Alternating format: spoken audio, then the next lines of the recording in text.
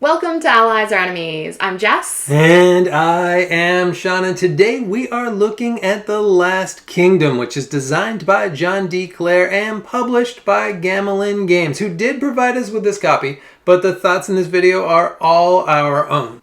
The Last Kingdom is based on a TV show, and it's about Vikings coming over to the island and battling the different kingdoms that existed back in the 800s in Britain at the time. And there's a lot of fighting and a lot of backstabbing. But let's just look at how it plays.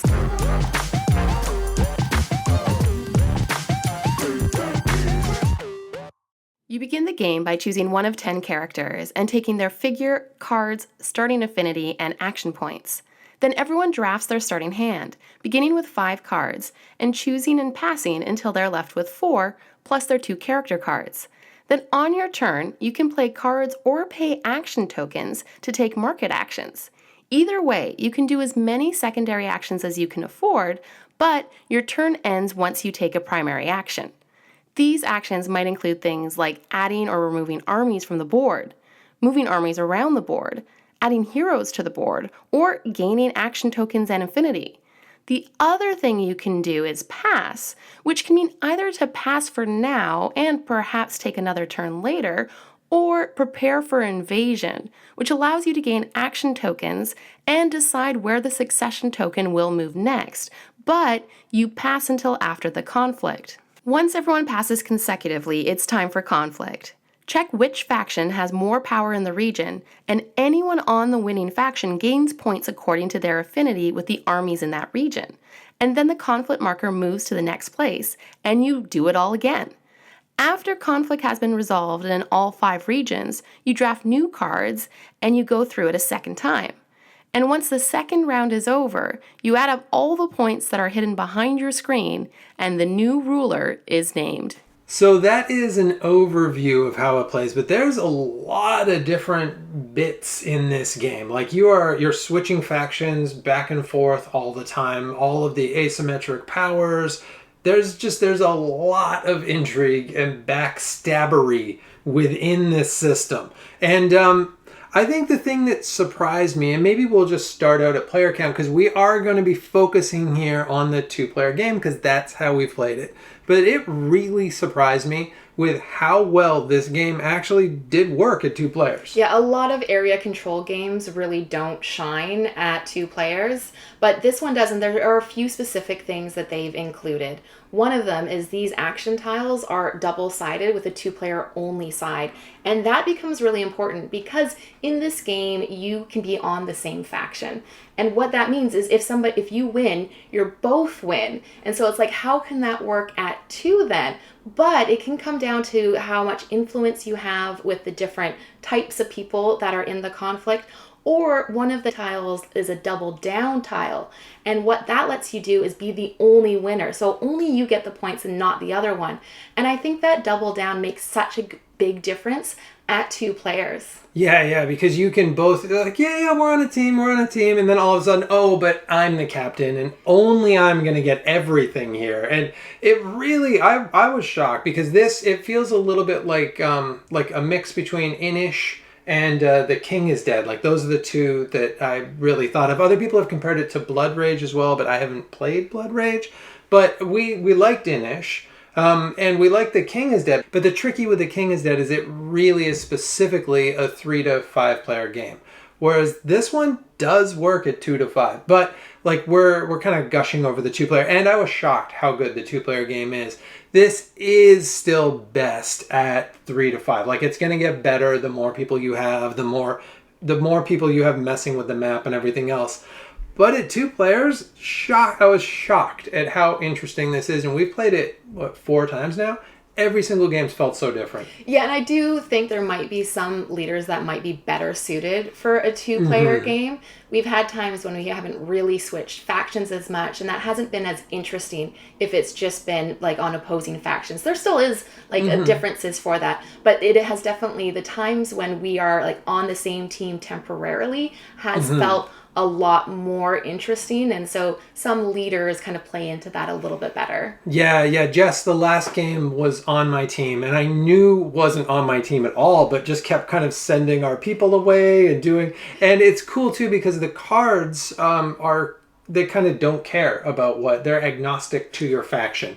So when you're playing the cards, you're just kind of moving everything, and you can be on whichever faction you want in your head, and then just switch later on while you kind of rejig the board as you play, which is really cool how each one of the cards all do really different things as well. And there's that mix too between the card play and the action token play as well, and how all that stuff ties together. And you don't have full information because you draft the cards at the beginning. So there's the first card your opponent has that you would never have seen, but then each of you discards one card. So you don't fully know what all the cards in play are going to be. And then the action tokens get hidden behind the screen. And you can kind of guess that because everyone, you know how much they start with at the beginning of the round. But they gain them if they lose, and there's other things that let you gain tokens. So you're really, if you pass, you're not too sure if they have the capacity to pull out an action that might give them the advantage. So it is really stressful, that decision of, I think I've got this. I don't think they can take it from me.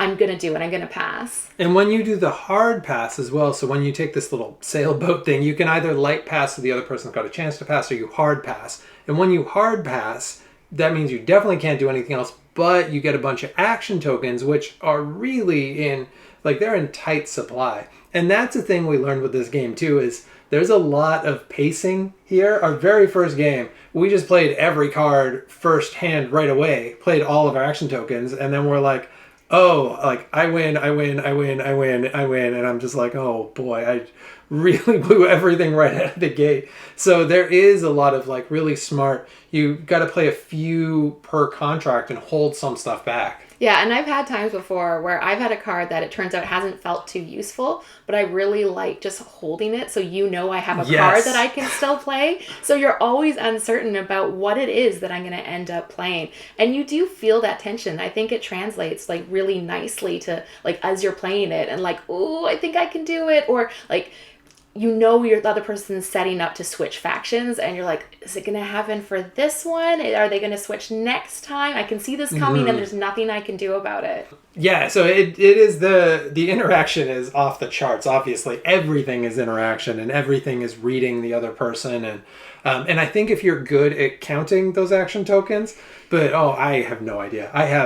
As soon as the game starts, I am completely lost with how many you have. There's no way I'm going to remember that.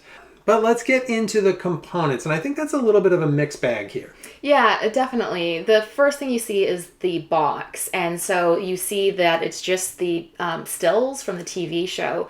And so a lot of people prefer art, having it be drawn by an artist as opposed to stills. I don't mind stills too much, but I had never seen The Last Kingdom.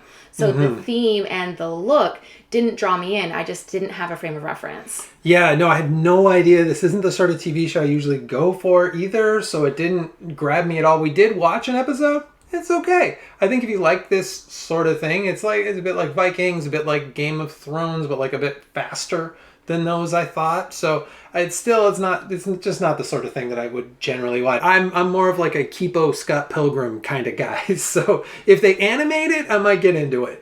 But it didn't help us at all with that theme. And then the stills, I love what Dune does with it, where they take the stills and then they make little art pieces out of the stills. And that, I feel like even if then you don't know those movies or those books, it still gives you a little bit of something to hold on to.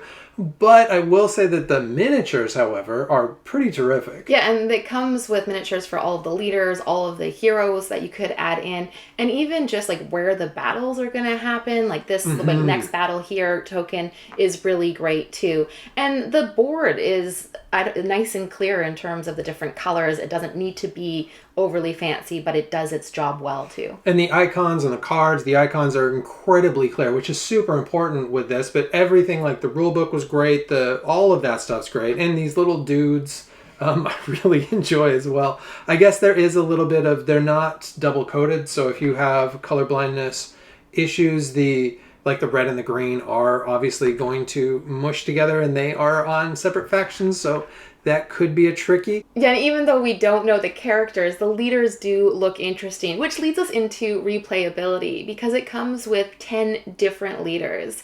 And so far, we've each been 4 of them. Yeah, so we played 8 of the 10 already. Yeah, and they have all felt very different. It starts with different amounts of influences, different affiliations, and different powers as well. And the powers are small, but make a pretty big difference. Yeah, the first dude I was I think I got a sense that he's kind of a rogue. He's not part of any team really, but he let you get rid of the first action tile every time, which is huge. That is and I thought, oh, this guy is going to be kind of a wiener. This is going to be useful. It was so useful. And then you had the 2 brothers who are in 2 different areas, so that plays super different. Yeah, and I thought they were going to be great, but I was against King Alfred, and it was an interesting matchup because it meant that I couldn't switch back to Danes when I was in your territory. So the matchup too, so it's not only who you are, but who you're playing against, I think, will make each game feel different, as well as the cards, because these tiles will be the same in terms of your standard actions, but most of the things that you're doing is through the cards that get drafted at the beginning. And because there are a lot of them, it is just going to feel different. Before we get into who it's for, I must admit, we were surprised by this game. I didn't expect to like it as much as I do. Yeah, right from the first game, because we really were like, you know what? Let's play it. We gotta play this, and we gotta review it. And that first game, we were like, oh, we got into it. I wasn't wearing socks, but there's a chance that they could have been knocked off. I was really, really surprised by this game. And it's probably not like my game of the year or anything, but it's solid. And also, I really like that this is a game that you'll play with me that does this sort of thing. Yeah, and so that leads us into who this is for, because it might be an opportunity to bring in people who aren't a big fan of area controls, because it is a lot more strategy and not just about, different factions warring against each other and having the most amount of dudes on the map. It is about that interplay of, ooh, should I switch factions? What should I do now? And a lot of strategy compared to what you might first assume based on looking at the game. And I really like that about this game is that it's not necessarily combative.